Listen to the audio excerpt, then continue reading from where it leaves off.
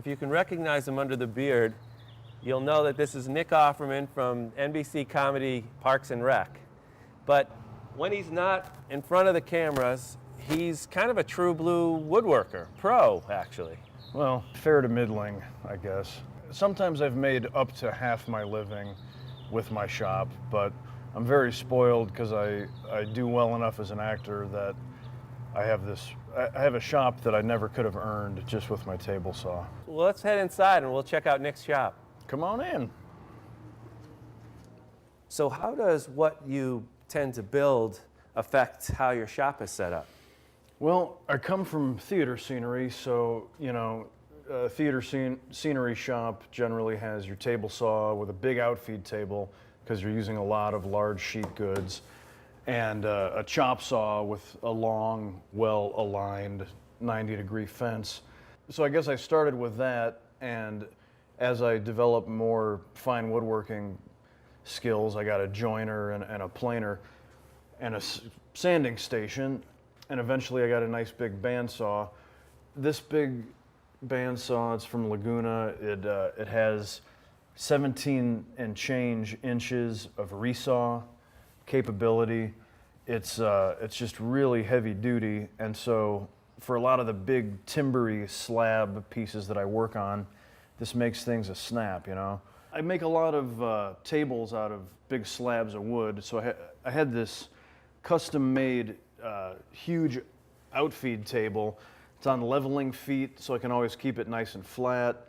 And for the slabs I use, I made this router jig that slides up and down the table, and a big router with a surfacing bit will put a flat side on an enormous tree slab. And this jig lets you adjust it up and down. It does. It goes up and down. And we're here at Nick's to do an article on this jig.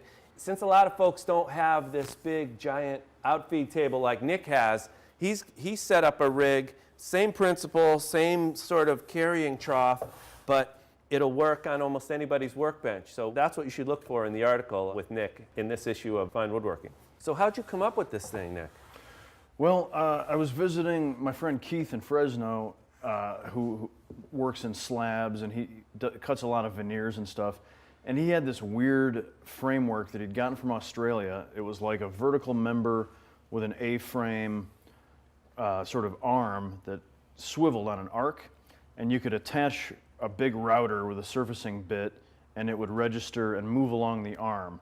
So you could swing it on the arc and then move it 2 inches and swing it again, and thereby surface an entire slab. And it was made of aluminum. It was very high tech and custom. And I said, oh, that's amazing. I have to get one of those. And I looked it up, and it was expensive. I think it was $1,500 or something, which I didn't have on me. So I thought about how could I come up with this system for myself. And it's pretty simple, but I was really into it. I was so into it that instead of making the original out of plywood, I had some red oak left over.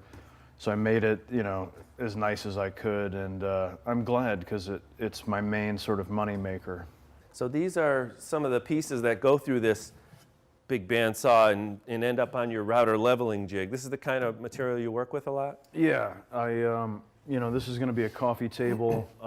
This is all walnut, right? It is. It's California Claro walnut. That's beautiful. And I can take, this thing is 50 inches wide, by about 6 feet long, and I can throw it on my table and get it nice and flat.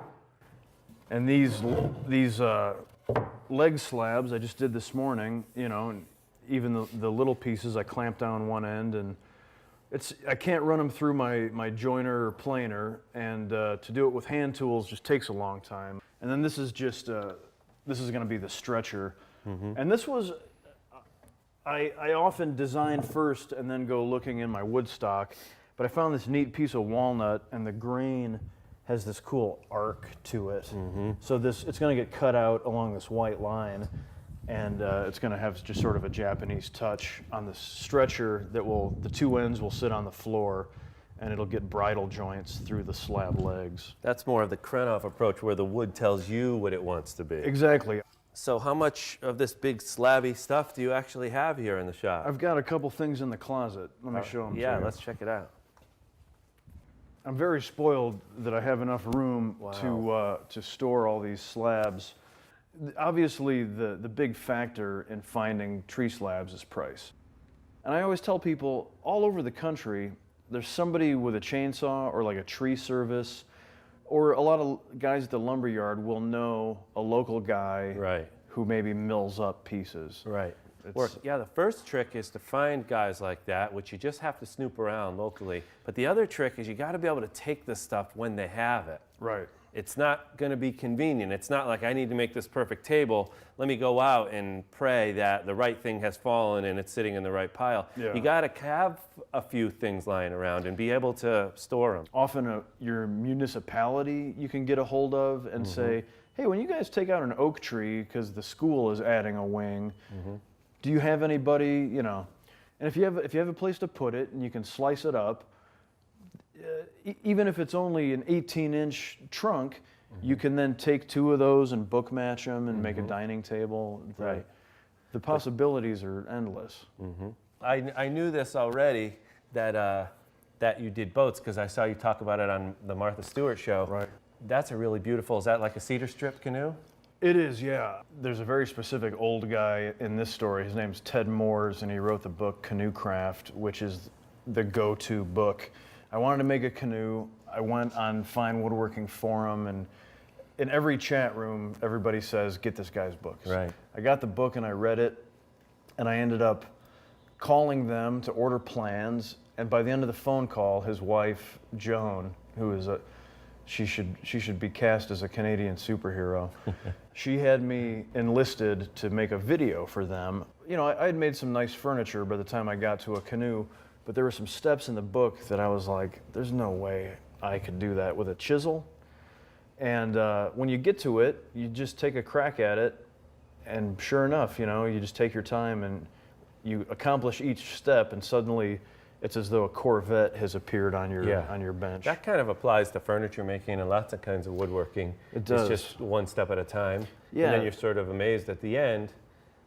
These are side tables for you, right? Yeah, I think these would make a couple nice nightstands. Yeah, they're beautiful. These were one big piece of a stump when I got them, and there was this weird void with some rot, so I cut it into two pieces and ended up having to install a foot in that second one. But I eventually get them close enough where I can put them under that jig and flatten all six sides. I think if it's the same jig, we should cover them in the article. Sounds good to me. Well, thanks so much for showing us your shop. It's been great. My pleasure. At this undisclosed location in LA. That's right. Or not. It might somewhere in Los Angeles County or Orange County or San Bernardino County.